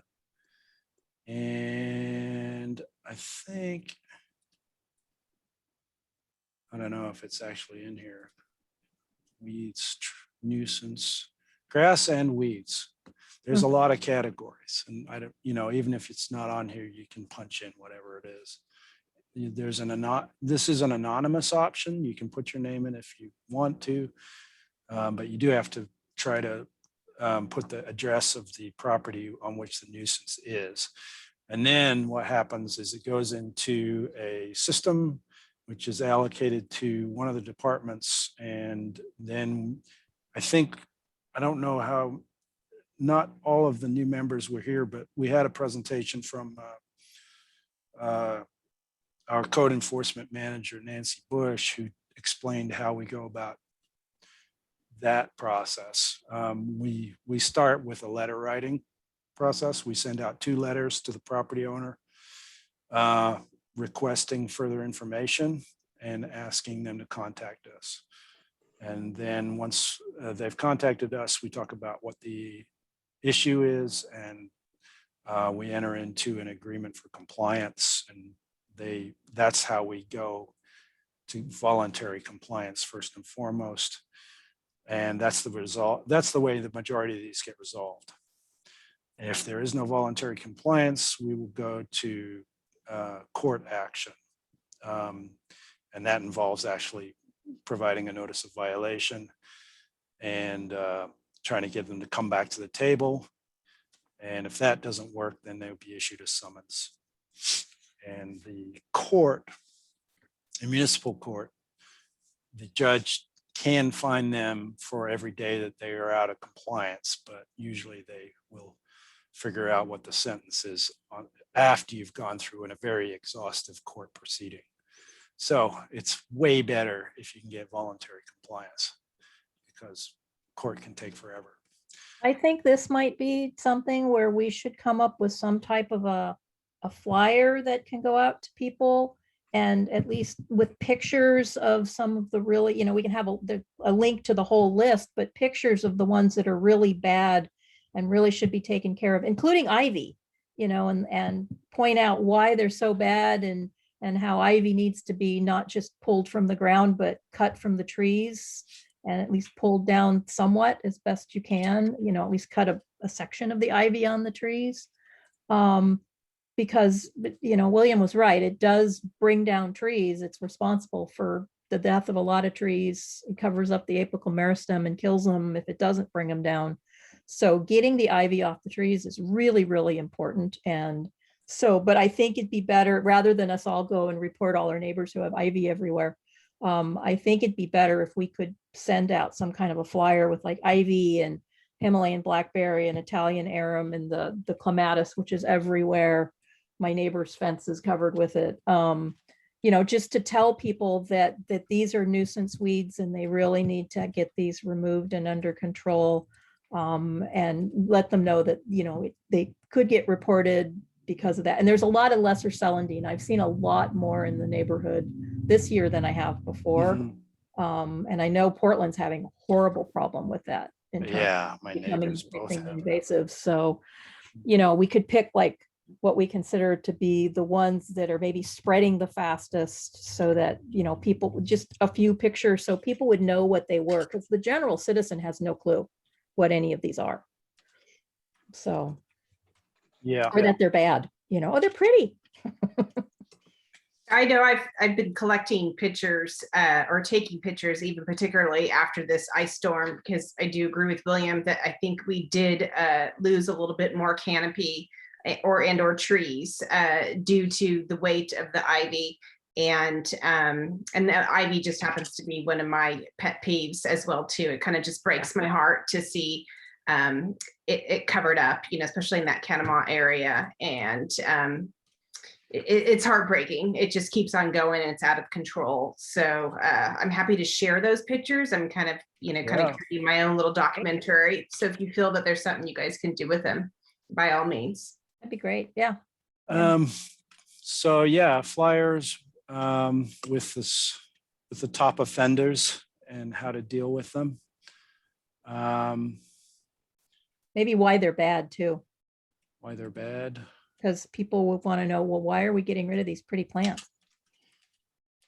Yeah, even the laurel, sometimes you think, I just learned about that as well too. And it is for our water systems, and the birds will collect it and travel. So just a little visual. Yeah. And it would look, I agree with you. I think this is better if it comes from the city. It's not like some metro says your weeds are bad. They put in like the water bill or something, they insert stuff in the water bill all the time, and That's generally the cheapest way to do it, and Yeah. definitely the widest spread. So Also, if it's very kid-friendly activity, if you want to involve the kids at all. I know my son loves shouting out Ivy and like wants to. I mean, we've indoctrinated the evils of Ivy in our son, so I'm pretty biased, I have to say. But as far as, if you've got little ones or you got like school age kids and you need an activity, I'm sure they'd love to pull Ivy off of a tree. It's very satisfying to for me anyway. I love pulling Ivy, but it's something kids can do too. Okay, great. I know our library staff are always willing to help, especially have a lot of great ideas as far as kids as well. So, but I think again, this is an issue that requires some planning and some rollout. And I don't know how long it would take to get this off the ground, but if it's just a matter of designing some flyers, I'll talk to Laura and see what we can do. Yeah, maybe we can come up with the top, come up with while we're doing our weed list, come up with which ones we consider to be the top 10. And then, get those on the flyer, I was just thinking it would be fun. Sorry, go ahead, Chris. I'll let you go first. Oh, thank you. Sorry. I was just going to say, I could volunteer for this task. Graphic design is about 50% of my job.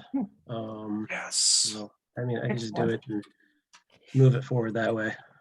Excellent.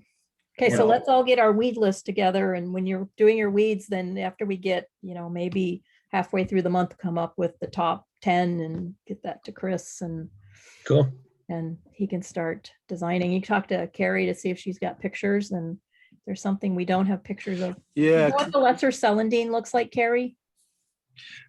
It's a really pretty yellow flower and it's blooming right now. Looks I like can tell you my neighbor buttercup, like a half a block away has some. Mhm. It's got kind of roundish green leaves. It's maybe about this Shiny. high, a foot high, shiny, roundish green leaves, and it's got pretty big yellow flowers. I could send you pictures. So, and then you could go take a good picture. Yeah. Well, I'm actually thinking it's an abundance of information. Too much for a single page flyer. So we might have to set up some sort of website or direct them somewhere for better information. Maybe we'll end up with the top 5 or something. I don't know, but or the top 6. And the Soil and Water District has a weed-wise program, but generally they're dealing with major infestations or very large scale infestations. So they don't have the capacity to do local weed enforcement, but they have helped us in the past as far as education, which has been really helpful. So Sam Leininger over at their Weedwise program, and I think there's another gentleman, I can't remember Right on. Yeah. Yeah. If we could find precedents, yeah, it'd be fantastic if I could be directed there. Thanks so much. Yep. Yeah, William brought up a point that horsetail is on that list, and horsetail actually is a native species. Right. It can be very weedy, and if you have it in your yard and want to get rid of it, it's almost impossible to get rid of, but I don't know that it needs to be on the worst of the worst list. Yeah. I thought there was like 4 or 5 species of horsetail. Some. There are, but the one that's really common, which is arvents, is Equiseta arvents is the commonest one around. I mean, And that's a native. all over the place. Both of them are native. Native. Is that like So the bigger one that's really? Yeah, they get like maybe Pretty 3 tall. feet tall. Yeah, I know there's like smaller, scrawnier ones, but there's like the big one that's Arvents really obvious. is actually pretty short but stockier. Yeah, that's the one. Yeah. One That's thing I noticed in my yard is a Jupiter's beard. It's a native. Butterflies love it, but it's seeds. It's purple flowers, and it looks kind of like a penstemon a little bit.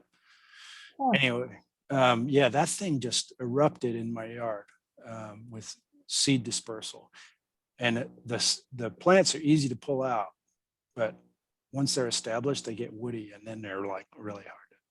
I don't know what that even is. I think it's I'm a butterfly bush, isn't it? I think I got one Like near. butterfly bushes. it's not that. I'm using a common name. I'll have to look it up. Okay. Yeah. I know Butterfly it- bushes can also be very invasive. I had a regular butterfly bush for years and it's seeded everywhere. And now I've got these fancy hybrids and I don't have anything seeding anymore, which is good. But yeah, when I had just a normal purple butterfly bush, I had butterfly bushes coming out my ears. So Pete, I think you're thinking red valerian. Ah. All over my yard. I don't think that's native. I don't Okay. believe it is either. There's a It's one of the other valerian that things is I'm on the native? fence on. You know, Oh, Yeah. where's my- thanks. Yeah. I'll go and talk to my wife about this after. Let me double check here. Let me get my Oregon wildflowers. Oh, I'm in Washington wildflowers. I don't want that. I have to have Oregon Red wildflowers. valerian. Okay. All right. Well, anything else?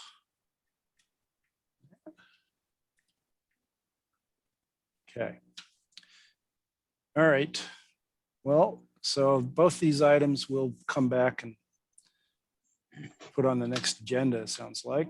Red valerian is exotic, according to the Oregon Flora app. Okay. Yeah, I know it's exploding on my property too. I've got so, some up in my garden on the street because Yeah. that gets watered once a month in the summer. So everything's got to be pretty hardy. I don't know what's going to happen. The Northwest Natural Gas has marked that apparently there's a gas line in my parking strip up there on Jackson. And where the maple that got really damaged in the storm, but it's going to be okay. The roots, if they dig where that maple is, they'll kill that maple. So I have no idea what's going on. The neighbor across the street looks like he's getting a gas line, so I don't know why they'd have to dig in my yard, but yeah. It's weird. I probably should call Northwest Natural Gas and find out what the heck they're doing. Okay. Okay. Communications? Communications. Okay, so with respect to Park Place Park, I think we should table this discussion until after the city commission meeting. Because I don't feel informed enough to really explain to you what's going on right now. Perhaps Laura might weigh in on that. I just wanted to note that it is on the agenda that just got posted for a week from today. So it'll be on discussion of Park Place Park and what is going on there is it the 21st at 7 p.m. Okay. I just know there's petitions going around and people are up in arms. Yeah. So if I'm getting hammered by people asking that we should discuss it, and it seems too early to discuss it, but I don't know whether being proactive is, I don't know. I don't know what's going to happen for sure. So I guess maybe we should wait and see what's going on, but Write a memo that's in the agenda as well. It's hard to give a 2-sentence summary of it because the more you dig in, the more layers of complication there is. But we could send out the agenda, and we can, or Pete can email you guys the memo that I think kind of walks through some of the considerations and the options for the commission to provide direction on. Okay, That'd be great. I think we have, is this Doug that wanted to speak on that, or Yeah, who is iPhone? Is that that's Doug? Edie. Okay. I think we should wait until we're better informed, really, to talk about this. So Thimble Creek Heritage Tree designations. We have finalized a date, which was going to be the 29th of April, 2:30 p.m. I'm going to meet Nancy and Mike out on the site. I think we have room for one more member because we still wouldn't have a quorum in that Pete, what was that situation. date? Because I have it down as the 23rd. It's Friday. Oh, the 23rd. It is the 23rd. It is the 23rd, yeah. Yeah, sorry. The Yeah. day after Earth Day. Yeah, it is the 23rd. I'm glad you caught that. Yeah. And I look at my To- calendar. take a look at the trees, see how they fared in the storm, and finalize the designations. We're going to meet with Rose Holden first, and then briefly meet with Kim Southworth on her property, but Kim's not going to come with us on the final tour of the golf course. She'll just meet us there. So Field trip. that's, I haven't been out there, so I'm Oh, it's really nice. excited. We had, Mike and I had a great time last night. We kept wandering off and, We did. oh, look at there's mushrooms and oh, look, there's flowers. And never take biologists out in the field. And some really nice trees, so. Very nice trees. Yes, there were some very, very nice trees. Now, I wanted to share something that we're posting to our website, which is this was a work product from the Oregon City Comprehensive Plan update. One of the things that we wanted to do was put in one location social services that the city has. So I'm going to share my screen and show you that. This will be posted on the city website as well as at the library link as well. It's a 3-page document right now. I'm going to format it so that it's a 2-page 11 by 17 document, so that you can post it on a wall side by side and everything would be there. But it's mostly phone numbers for everything from senior support services to housing services. It's current. It borrows from the county's resources guide, but it has a lot more resources that are local, and it has updated LGBTQ resources, for example, Living Room Q Community Center.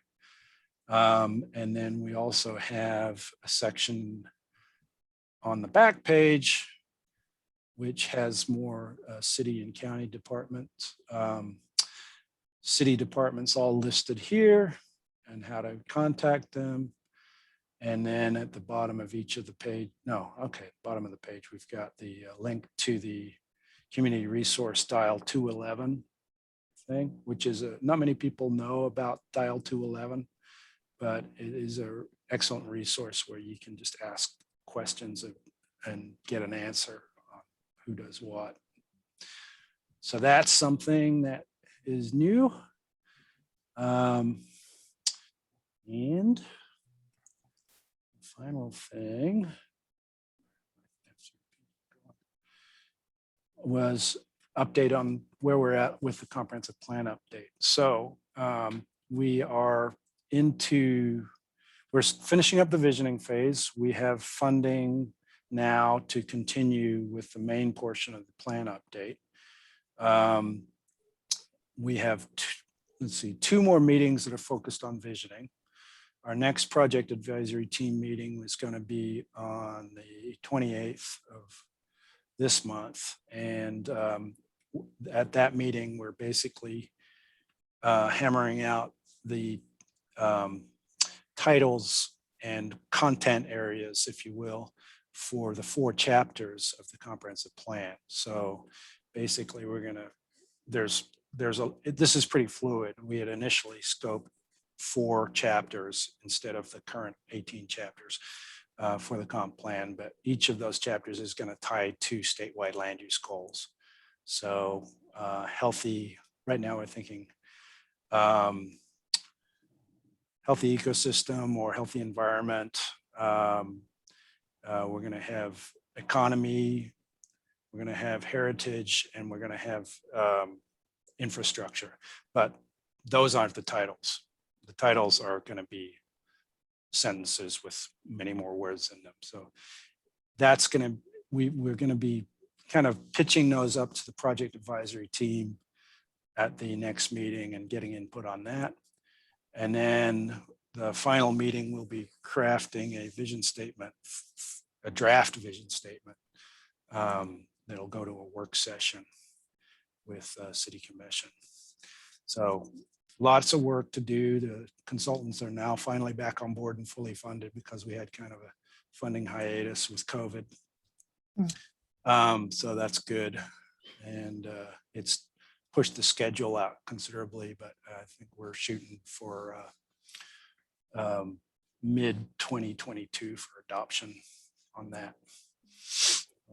We'll have at least 10 more meetings with the project advisory team, and then that's not including the summits that we have planned for each of the code chapters. So of the 4 code chapters that we'll have, it'll be a community summit with input on those.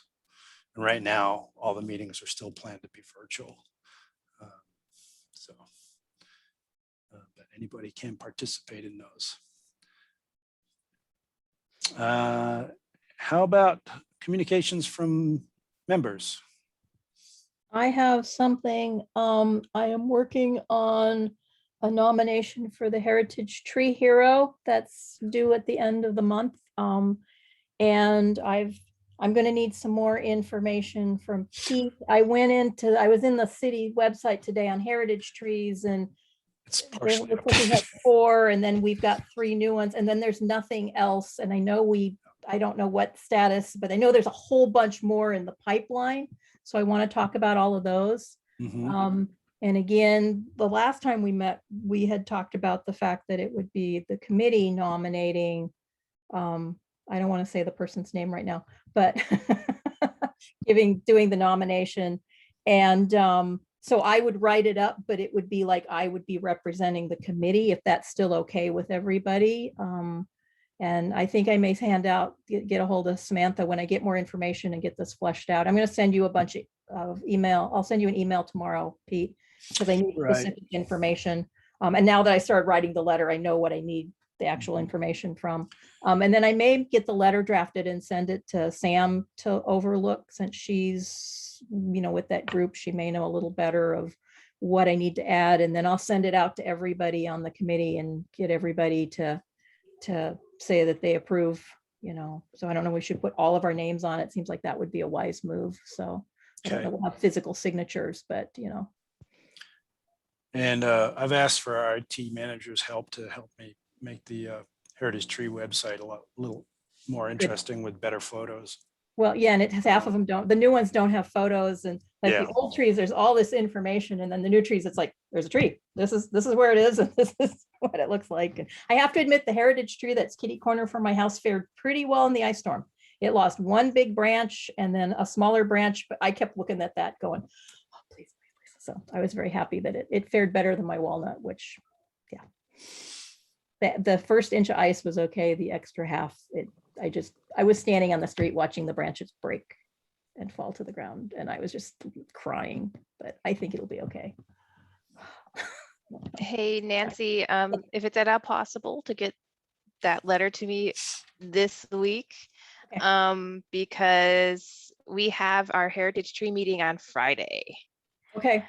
So they would be very pleased to see a nomination soon.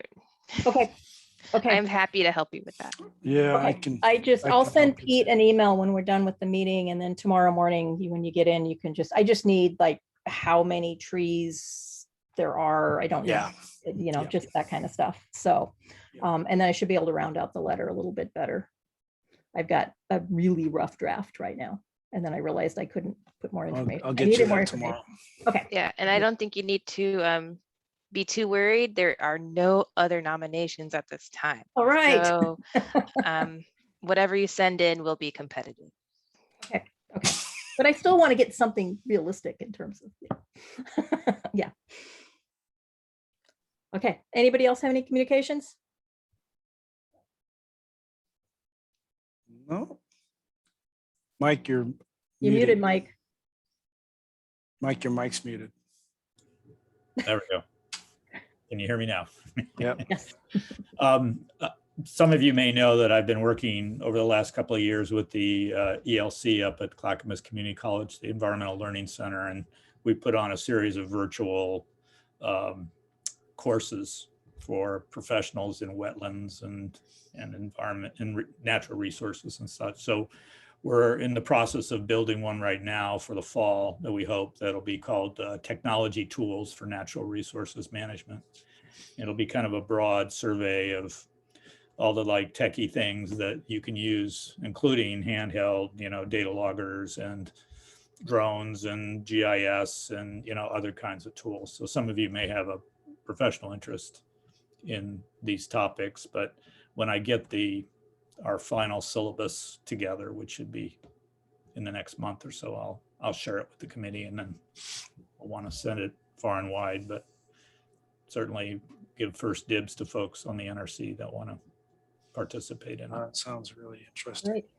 Yeah, thank you, Mike. Yeah, you're welcome. Anybody else? Okay, future agenda items. We have our current two, so we'll be following up with the tree canopy discussion, and and then we'll also have some updates on the nuisance and native plant lists, which we need to create a Google sheet for. And anything else that people want on the next agenda? I don't know about the next one, but I think we do need to invite John Lewis to one of the upcoming meetings. I think that he has a lot that he could contribute. and tell Yeah, us what's going on from that perspective. we'd already extended an invitation to Kendall Reed to come as well. Right, right. So as soon as I hear back from him, Okay, great. try to get him on the agenda. Mhm. Great. Anything else for good of the order, as Doug used to say? All right. Dwight Page, good to see you. Well, then I guess we'll during this meeting. We have a junior member now. I like that. Start him young. Yeah. She can apply when she's a teenager. She can apply for the Parks Department. They have an opening for Oh, that's right. a teenager. So is she a teenager yet? No, I'm only 8. Oh, my grandson's 8, so. But she's a great tree planter. Yeah, she's good. been at all the plantings. That's excellent. That is excellent. All right. Well, thanks, Okay. everybody. During this meeting, I will see you all in a month, and I'll be talking. You'll get something from me pretty soon, so I'll be getting in touch with you. All right. Thank you, Nancy. Yep. Thanks. Thank you, Have a Pete. great evening. Thank you. Yeah. Thank you, everybody. Yep. Fun.